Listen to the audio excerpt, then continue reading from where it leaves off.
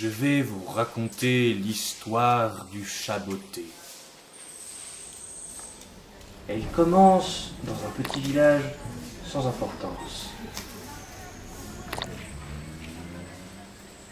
Et voici notre fameux chat. Un magnifique chat, et plein de talent en plus.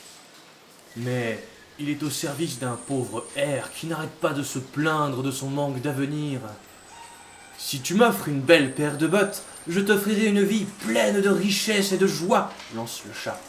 Sans trop d'espoir, le maître s'exécute. Une fois chaussé, le chat part dans une lande voisine pour attraper du gibier.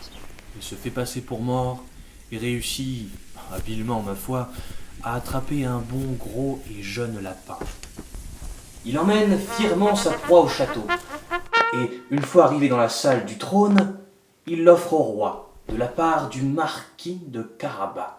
Le roi, flatté, accepte le présent. Pendant quelques mois, le chat renouvelle cette entreprise, entrant ainsi dans les bonnes grâces du roi. Un jour, il apprend que celui-ci doit aller se promener le long de la rivière avec sa fille, qui est fort belle. Il s'en va voir son maître et lui dit « Va te baigner, là-bas, près du petit pont !» Lorsque le carrosse du roi s'approche, le chat se met à crier « Au secours, le marquis de Carabas se noie !» Le roi, affolé, ordonne à ses gardes d'aller le sauver et de le vêtir d'un de ses plus beaux habits. Il l'invite ensuite à poursuivre la balade avec eux. Dans ses nouveaux vêtements, le marquis est très beau, et il ne faut que quelques échanges de regards pour que la princesse en tombe follement amoureuse. Son plan se déroulant comme prévu, le chat part en avant et s'arrête devant un groupe de moissonneurs. Lorsque le roi passera, acclamez le marquis de Carabas, sinon je viendrai vous pourfendre de mes griffes. Puis, il reprend son chemin, agissant de même avec tous les paysans qu'il croise. Lorsque le carrosse passe, aucun d'eux ne manque d'obéir.